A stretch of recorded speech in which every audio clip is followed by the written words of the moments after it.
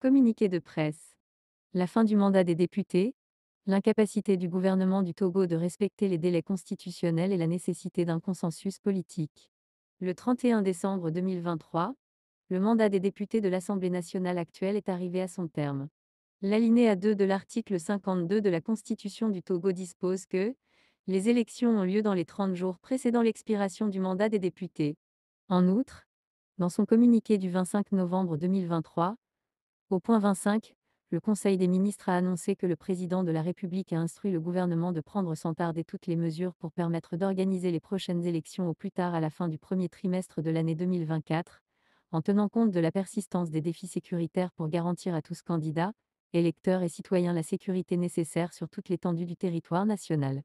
Il convient de relever que cette invite du chef de l'État ne change rien à la nouvelle donne politique que crée la fin du mandat des députés actuels, dans la mesure où la fixation des délais électoraux en ce qui concerne l'élection des députés de l'Assemblée nationale n'est pas du ressort du président de la République, mais de la Constitution.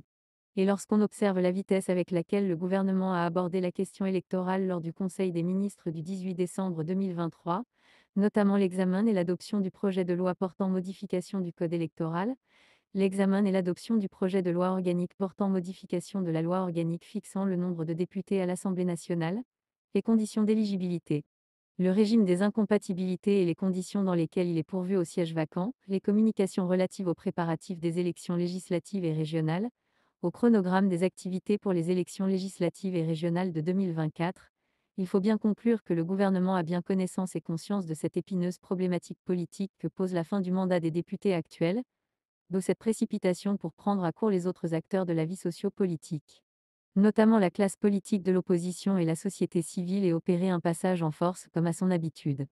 Pour nos organisations, la fin du mandat de la législature actuelle et l'incapacité pour le gouvernement d'organiser les élections législatives dans les délais constitutionnels, or la présence d'un cas de force majeure, conduit raisonnablement à conclure que ce gouvernement est dépourvu de toute légitimité pour les organiser seul et il devient inexorablement nécessaire, voire indispensable d'organiser ces élections de manière consensuelle.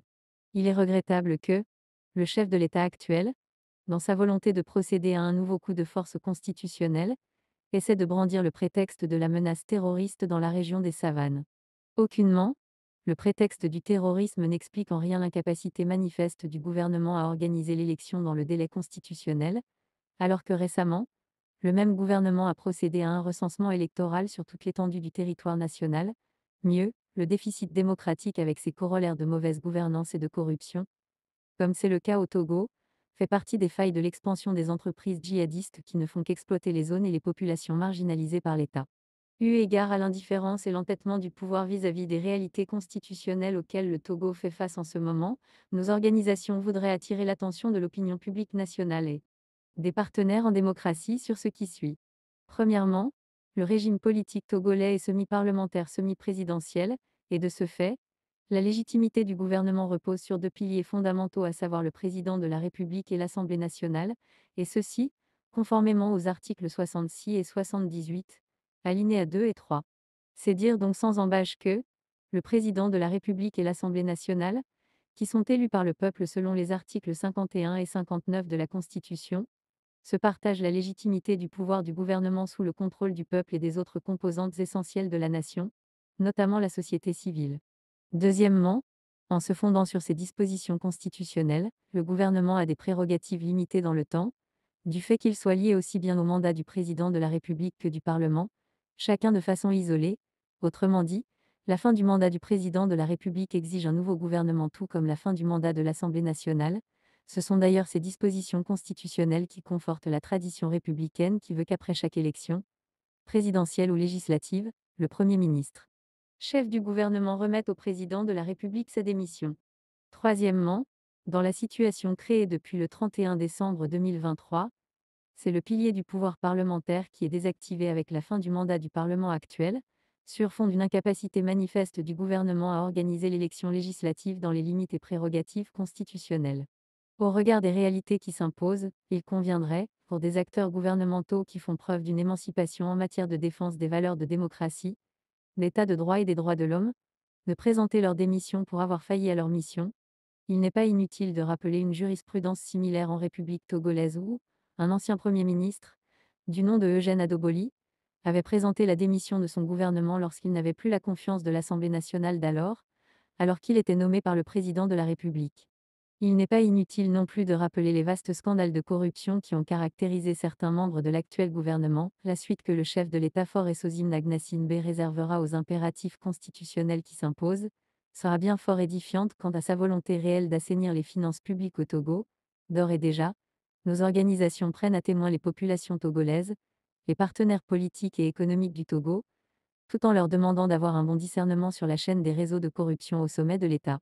C'est pour cette raison que nos organisations demandent au chef de l'État Faure Essosim Nagnassine B d'ouvrir sans délai un cadre de discussion très inclusif, impliquant tous les acteurs de la vie sociopolitique, afin de plancher sereinement et efficacement sur les conditions devant conduire à la tenue d'élections libres, fiables et transparentes.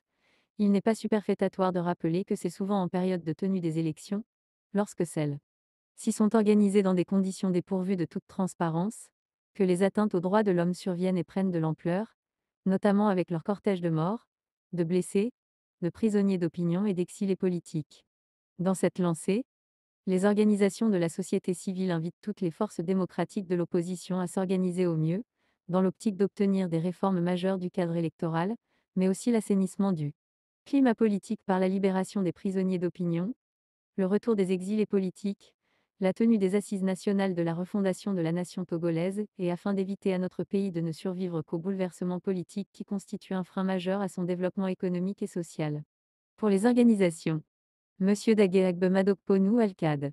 Monsieur Monzoloué Atkoliko Asvito. Monsieur Kriyer à Agobia Koditogo. Monsieur Christophe Comlant GAGL. Monsieur Bassirou Traor GCD. Monsieur Kofi Dansé GLOB. Monsieur Poro Ebo FDP. Docteur Emmanuel Sogadji LCT. Maître Célestin Kokouvia Bogan LTDH. Maître Raphaël Pandazar MCM. Monsieur Issoussa Chibou MJS. Monsieur Bertin Bandiangou SEET.